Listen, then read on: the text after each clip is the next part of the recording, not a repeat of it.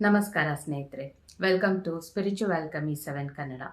ನಾನು ತ್ರಿವೇಣಿ, ಹೀಲರ್ ಮತ್ತು life coach. ಈಗ ನಿಮ್ಮ ಜೀವನದಲ್ಲಿ ಯಾವ ಸಮಸ್ಯೆಗಳಿದೆ, ಯಾವ ಸಮಸ್ಯೆಗಳಿಂದ ನೀವು ಕಷ್ಟಪಡ್ತಾ ಇದ್ದೀರಾ? ಹಣದ ಸಮಸ್ಯೆ ಇದೆಯಾ? ಆರೋಗ್ಯದಲ್ಲಿ ತೊಂದರೆಗಳಿದೆಯಾ? ರಿಲೇಷನ್ಶಿಪ್ಸಲ್ಲಿ ಯಾರ ಜೊತೆನೂ ಅಷ್ಟು ಅಡ್ಜಸ್ಟ್ ಆಗ್ತಾ ಇಲ್ವಾ? ಜಾಬ್ ಸಿಗ್ತಾ ಇಲ್ವಾ? ಮಗು ಆಗ್ತಾ ಇಲ್ವಾ? ಮಕ್ಕಳಾಗ್ತಾ ಇಲ್ವಾ? ಈ ಥರ ಏನೆಲ್ಲ ಪ್ರಾಬ್ಲಮ್ಸ್ ಇದೆಯೋ, ಈ ಎಲ್ಲ ಪ್ರಾಬ್ಲಮ್ಸ್ ಎಲ್ಲಿಂದ ಸ್ಟಾರ್ಟ್ ಆಗುತ್ತೆ, ಯಾಕೆ ಸ್ಟಾರ್ಟ್ ಆಗುತ್ತೆ, ಇದು ಗೊತ್ತಾಗ್ಬಿಟ್ರೆ ನಾವು ಅದನ್ನು ಈಸಿಯಾಗಿ ಬದಲಾಯಿಸ್ಕೋಬೋದಲ್ವೇ? ಹಾಗಾಗಿ ಇವತ್ತಿನ ಈ ವಿಡಿಯೋ ನಿಮಗೆ ತುಂಬಾ ಇರುತ್ತೆ. ಅದನ್ನು ನೀವು ಫಾಲೋ ಮಾಡೋದಕ್ಕೂ ತುಂಬ ಸರಳವಾಗಿರುತ್ತೆ. ಈ ವಿಡಿಯೋಲಿ ನಾನು ಹೇಳೋದನ್ನು ಮಾತ್ರ ನೀವು ಫಾಲೋ ಮಾಡ್ಕೊಂಬಿಟ್ರಿ ಅಂದರೆ ನಿಮ್ಮ ಲೈಫ್ ಅದ್ಭುತವಾಗಿರುತ್ತೆ. ಹಾಗಾಗಿ ಈ ವಿಡಿಯೋನ ನೀವು ಮಿಸ್ ಮಾಡದೆ ನೋಡಿ ಕೊನೆವರೆಗೂ. ಅಷ್ಟೇ ಅಲ್ಲದೆ ಯಾರೆಲ್ಲ ಇನ್ನೂ ಸಬ್ಸ್ಕ್ರೈಬ್ ಮಾಡಲಿಲ್ವೋ ಈಗಲೇ ಸಬ್ಸ್ಕ್ರೈಬ್ ಮಾಡಿ, ಮತ್ತು ಈ ಮಾಹಿತಿ ಯಾರಿಗೆ ಹೆಲ್ಪ್ಫುಲ್ ಅಂತ ಅನಿಸುತ್ತೋ ಅವರಿಗೆ ಶೇರ್ ಕೂಡ ಮಾಡಿ. ಓಕೆ, ಈಗ ವಿಷಯಕ್ಕೆ ಬರ್ತೀನಿ. ನೀವು ಬೆಳಗ್ಗೆ ಎದ್ದ ತಕ್ಷಣ ಯಾವ ಭಾವನೆಯಲ್ಲಿ ಎದ್ದೇಳ್ತಾ ಇದ್ದೀರಾ ಒಂದ್ಸಲ ಚೆಕ್ ಮಾಡ್ಕೊಳ್ಳಿ. ಸಪೋಸ್ ನಿದ್ದೆ ಎದ್ದ ತಕ್ಷಣ ಪ್ರಶಾಂತವಾಗಿ ಕೂಲಾಗಿ ಎದ್ದಿದ ತಕ್ಷಣ ದೇವರ ಶ್ಲೋಕಗಳನ್ನು ಹೇಳ್ಕೊಂಡು, ದೇವರ ನಾಮಸ್ಮರಣೆ ಮಾಡಿಕೊಂಡು, ಕೃತಜ್ಞತೆಗಳನ್ನು ಹೇಳ್ಕೊಂಡು, ಗ್ರ್ಯಾಟಿಟ್ಯೂಡ್ಸ್ ಹೇಳ್ಕೊಂಡು ಆ ಒಂದು ಮನಸ್ಥಿತಿಯಲ್ಲಿ ಎದ್ದಿದ್ದೀರಾ ಅಂದರೆ ಅಲ್ಲೇ ನೀವು 50% ಚಾರ್ಜ್ ಆಗಿಬಿಟ್ಟಿದ್ದೀರಾ. ನಿಮ್ಮ ಭಾವನೆಗಳು, ನಿಮ್ಮ ಆತ್ಮ ಎಲ್ಲ ಕೂಡ. ಅದಾದಮೇಲೆ ನೆಕ್ಸ್ಟ್ ಇನ್ನೊಂದೇನಾದರೂ ಒಳ್ಳೆ ಕೆಲಸ ಮಾಡ್ತಾ ಇದ್ದೀರಾ, ಒಂದು ಮೆಡಿಟೇಷನ್ ಮಾಡ್ತಾ ಇದ್ದೀರಾ, ಇನ್ನೊಂದು 10% ಆ್ಯಡ್ ಆಯಿತು. ಆಮೇಲೆ ನೀವು ಖುಷಿಯಾಗಿ ಕೆಲಸ ಮಾಡ್ತಾ ಇದ್ದೀರಾ, ಪ್ರಶಾಂತವಾಗಿ ಪಾಸಿಟಿವ್ ಆಗಿ ಯೋಚನೆ ಮಾಡ್ತಾ ಅಲ್ಲಿ ಇನ್ನೊಂದು 5%. ಹೀಗೆ ನೀವು ಆ ನಿಮ್ಮ ಆತ್ಮಕ್ಕೆ 5% 10% ಅಂತ ಹೇಳ್ತಾ ಹೋಗ್ಬೋದು. ಆದರೆ ಮಧ್ಯದಲ್ಲಿ ಯಾರೋ ನಿಮ್ಮನ್ನು ಕೆಣಕ್ಬಿಟ್ರಪ್ಪ, ಕೋಪ ಬಂದ್ಬಿಡ್ತು, ಇನ್ನು ಅದನ್ನು ಕಂಟ್ರೋಲ್ ಮಾಡ್ಕೊಳಕ್ಕಾಗಲಿಲ್ಲ, ಕೂಗಾಡ್ಬಿಟ್ರಿ ಅವ್ರ ಮೇಲೆ.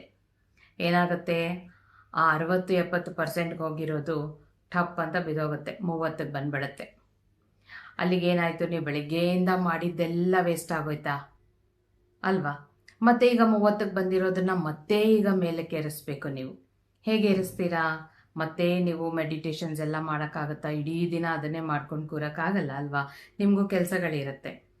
ಸೊ ಈ ರೀತಿ ನಾವು ಬೆಳಗ್ಗೆಯಿಂದ ರಾತ್ರಿವರೆಗೂ ಮಾಡ್ತಾ ಇರೋ ಪ್ರತಿ ಒಂದು ಕೆಲಸಕ್ಕೂ ನಾನು ಇದಕ್ಕೆ 5% ಕೊಡ್ತೀನಿ, ನಾನು ಈ ಕೆಲಸನ ಇಷ್ಟು ಅಚ್ಚುಕಟ್ಟಾಗಿ ಟೈಮ್ ಕರೆಕ್ಟಾಗಿ ಮಾಡಿ ಮುಗಿಸಿದ್ದೀನಿ, ಪ್ರಶಾಂತವಾಗಿ ಮಾಡಿದ್ದೀನಿ, ಹಾಗಾಗಿ ಇದಕ್ಕೆ ನಾನು 10% ಕೊಡ್ತೀನಿ. ನಾನು ಅಡುಗೆ ಮಾಡುವಾಗ ತುಂಬ ನೆಗೆಟಿವ್ ಆಗಿ ಯೋಚನೆ ಮಾಡ್ತಾ ಇದ್ದೆ, ಸೊ ನನ್ನ ಪರ್ಸೆಂಟೇಜು 60ಕ್ಕಿದ್ದಿದ್ದು 20ಕ್ಕೆ ಇಳಿದೋಯ್ತು. ಸೊ ಇವಾಗ ನಾನು 20ರಿಂದ ಇನ್ನೂ ರಾತ್ರಿವರೆಗೂ ಇದೆ ಟೈಮ್, ನಾನು ಏರಿಸ್ತೀನಿ ಅದನ್ನು, ನಾನು ಗ್ರ್ಯಾಟಿಟ್ಯೂಡ್ಸ್ ಹೇಳ್ಕೊಳ್ತೀನಿ.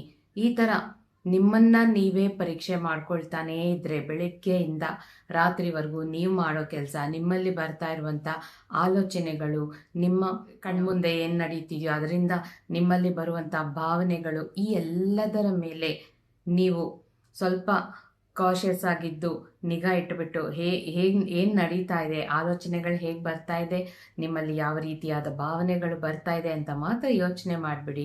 ಅದನ್ನು ನೀವು ನಿಮ್ಮ ಗ್ರಾಫ್ ಮೇಲೆ ಇರ್ತಾ ಇದೆಯಾ, ಕೆಳಗೆ ಬೀಳ್ತಾ ಇದೆಯಾ, ಮೇಲೆ ಹೋಗ್ತಿದ್ಯಾ, ಕೆಳಗೆ ಬೀಳ್ತಿದ್ಯಾ ಅಂತ ಗೊತ್ತಾಗುತ್ತೆ. ಸ್ಟಾರ್ಟಿಂಗಲ್ಲಿ ನಿಮಗೆ ಅರ್ಥ ಆಗುತ್ತೆ, ಓಕೆ 50%ಇಂದ 70, 80, 90ವರೆಗೂ ಕೂಡ ಹೋಯಿತು, 100% ಕೂಡ ಆಯಿತು, ಬೆಳಗ್ಗೆಯಿಂದ ಮಧ್ಯಾಹ್ನ ಅಷ್ಟೊತ್ತಿಗೆ 100% ಆಯಿತು, ವಾವ್ ಅಂತ ಅಂದ್ಕೊಳ್ತೀರಾ. ಇನ್ನೂ ಮಧ್ಯಾಹ್ನದಿಂದ ರಾತ್ರಿವರೆಗೂ ಇದೆ. ಆಮೇಲೆ ಮತ್ತೆ ಹೊರಗಡೆ ಎಲ್ಲೋ ಹೋಗಿರ್ತೀರಾ, ಏನೋ ಒಂಥರ ಬೇಜಾರಾಗುತ್ತೆ, ಟೆನ್ಷನ್ ಆಗುತ್ತೆ, ಯಾರಿಗೋ ಕಾಲ್ ಮಾಡ್ತೀರಾ, ಅವ್ರು ರಿಸೀವ್ ಮಾಡಲ್ಲ, ಒಂದು ಮೆಸೇಜ್ ಮಾಡ್ತೀರಾ, ಅವ್ರು ರಿಪ್ಲೈ ಮಾಡಲ್ಲ. ನಿಮ್ಮ ರಿಯಾಕ್ಷನ್ ಹೇಗಿರುತ್ತೆ, ನಿಮ್ಮ ಮನಸ್ಸಿನ ಭಾವನೆಗಳು ಹೇಗಿರುತ್ತೆ? 100ರಿಂದ ಇನ್ನೊಂದು 10 ಕಡಿಮೆ ಆಯಿತಾ? ಆಮೇಲೆ ಹೊರಗಡೆ ಯಾರೋ ನಿಮ್ಮ ಗಾಡಿಗೆ ಅಡ್ಡ ಬಂದುಬಿಟ್ರಾ, ಅವರಿಗೆ ನೀವು ಹೇಗೆ ರೆಸ್ಪಾಂಡ್ ಮಾಡ್ತಾ ಇದ್ದೀರಾ? ಈ ಥರದ್ದೆಲ್ಲ ನೀವು ಬೆಳಗ್ಗೆಯಿಂದ ರಾತ್ರಿವರೆಗೂ ಏನೇ ನಡೀತಿದ್ರು ಅದಕ್ಕೆ ನೀವು ಪರ್ಸೆಂಟೇಜ್ ಕೊಡ್ತಾ ಹೋದರೆ ಸ್ಟಾರ್ಟಿಂಗ್ ಮೇಲೆ ಕೆಳಗೆ ಇರುತ್ತೆ. ರಾತ್ರಿ ಮಲಗುವಷ್ಟೊತ್ತಿಗೆ ಎಷ್ಟಿರುತ್ತೆ ಅಂತ ಗಮನ ಇಟ್ಕೊಳ್ಳಿ, ನೋಡ್ಕೊಳ್ಳಿ. ಸಪೋಸ್ ನೀವು ಇದನ್ನು ಸ್ಟಾರ್ಟಿಂಗ್ ಹಾಗಿರುತ್ತೆ, ಮತ್ತು ಮಾರನೇ ದಿನಕ್ಕೆ ಇನ್ನೂ ಸ್ವಲ್ಪ ನಿಮ್ಮ ಭಾವನೆಗಳ ಮೇಲೆ, ನಿಮ್ಮ ಆಲೋಚನೆಗಳ ಮೇಲೆ ನೀವು ತುಂಬ ಗಮನ ಇಟ್ಟು ನೋಡ್ಕೊಳ್ತಾ ಅದನ್ನು ಚೇಂಜ್ ಮಾಡ್ಕೊಳ್ತಾ ಇದ್ದರೆ ಅವಾಗೇನಾಗುತ್ತೆ, ಗ್ರಾಫು ಸ್ವಲ್ಪ ಕೆಳಗಿಳಿತಾ ಬರುತ್ತೆ. ಅದೇ ದಿನ ಪ್ರಾಕ್ಟೀಸ್ ಮಾಡ್ತಾ ಇದ್ದರೆ ಹೀಗೆ ಇರೋಕ್ಕೆ ಖಂಡಿತ ಸಾಧ್ಯ ಆಗುತ್ತೆ. ಸೊ ಯಾವಾಗ ನಿಮ್ಮ ಭಾವನೆಗಳು ನಿಮ್ಮ ಹತೋಟಿಯಲ್ಲಿರುತ್ತೋ, ನಿಮ್ಮ ಕಂಟ್ರೋಲ್ಗೆ ಬರುತ್ತೋ, ಆವಾಗ ಏನಾಗುತ್ತೆ, ಯಾರಾದರೂ ಬಂದು ನಿಮ್ಮ ಮೇಲೆ ಕೂಗಾಡಿದ್ರು ನಿಮ್ಮ ರಿಯಾಕ್ಷನ್ ಹೇಗಿರುತ್ತೆ? ಇಲ್ಲ, ನನ್ನ ಈ ಗ್ರಾಫು ಬೀಳಬಾರ್ದು, ನನ್ನ ಪರ್ಸೆಂಟೇಜ್ ಮೇಲೆ ಇರಬೇಕು, ಕೆಳಗೆ ಹೋಗಬಾರ್ದು ಅಂತ ನೀವು ರಿಯಾಕ್ಟ್ ಮಾಡಲ್ಲ. ಇಮಿಡಿಯೇಟಾಗಿ ಸ್ವಲ್ಪ ನಿಧಾನಿಸಿ, ಓಕೆ ಪರವಾಗಿಲ್ಲ, ಅವ್ರು ಹಂಗೆ ಮಾಡಿದ್ರೆ ಅದು ಅವ್ರ ಆಯ್ಕೆ ಆಗಿತ್ತು, ಅವ್ರಿಗೆ ನನ್ನ ಜೊತೆ ಚೆನ್ನಾಗೂ ಮಾತಾಡ್ಬೋದಾಗಿತ್ತು, ಆದರೆ ಅವರು ಕೋಪ ಮಾಡ್ಕೊಳ್ಳೋ ಆಯ್ಕೆ ಮಾಡಿಕೊಂಡ್ರು. ಅವರಲ್ಲಿ ಏನು ಸ್ಟ್ರೆಸ್ ಇದೆಯೋ ಏನೋ ಪಾಪ. ಓಕೆ, ಆ ಸ್ಟ್ರೆಸ್ಸನ್ನು ಹೊರಗೆ ತೆಗಿಯೋಕ್ಕಾದರೂ ನಾನು ಹೆಲ್ಪ್ ಆಗಿದ್ದೀನಲ್ವ ಈ ರೀತಿಯಲ್ಲಾದರೂ, ಸೊ ಪರವಾಗಿಲ್ಲ ಅಂತ ಅಂದ್ಕೊಳ್ಳಿ. ಆಮೇಲೆ ನೀವು ಆ ಥರ ಅಂದ್ಕೊಂಡಾಗ ಇಮಿಡಿಯೇಟಾಗಿ ಮತ್ತೆ ನಿಮ್ಮ ಕೆಳಗೆ ಬಂದಿರೋ ನಿಮ್ಮ ಪರ್ಸೆಂಟೇಜ್ ಇನ್ನೂ ಜಾಸ್ತಿ ಆಗುತ್ತೆ ಅಲ್ವಾ? ಈ ರೀತಿ ಇದೊಂಥರ ನಮ್ಮ ಭಾವನೆಗಳ ಜೊತೆ ನಾವೇ ಆಟಾಡೋದು ಅಂದರೆ ಭಾವನೆಗಳ ಜೊತೆ ಇನ್ಯಾರಿಗೋ ಕೈ ಕೊಟ್ಟು ಆ ಥರ ಅದಲ್ಲ.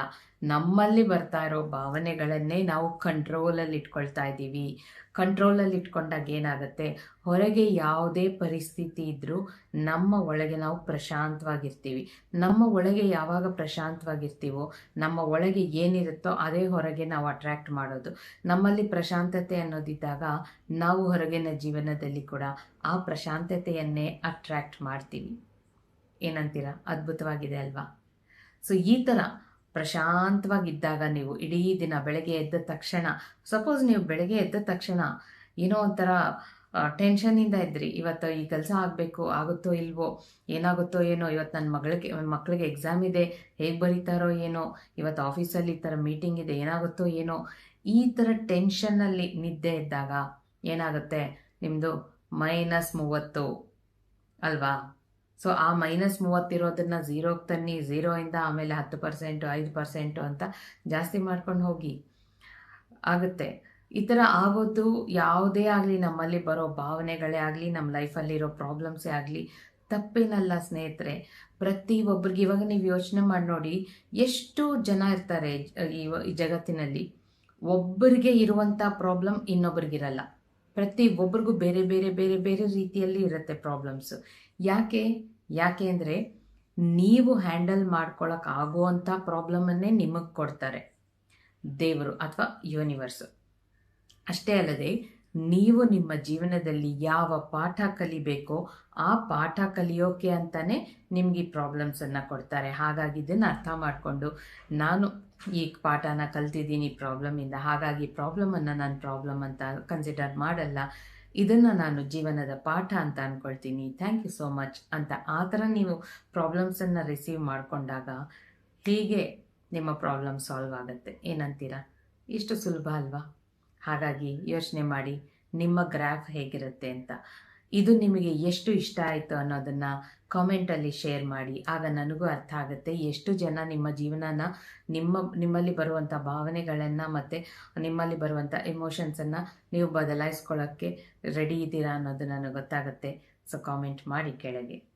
ಸೊ ಇಷ್ಟೊತ್ತು ನನ್ನ ಮಾತುಗಳನ್ನು ತಾಳ್ಮೆಯಿಂದ ಕೇಳಿದ ಪ್ರತಿಯೊಬ್ಬರಿಗೂ ನನ್ನ ತುಂಬು ಹೃದಯದ ಧನ್ಯವಾದಗಳು ಸ್ನೇಹಿತರೆ. Thank you so much. Bye.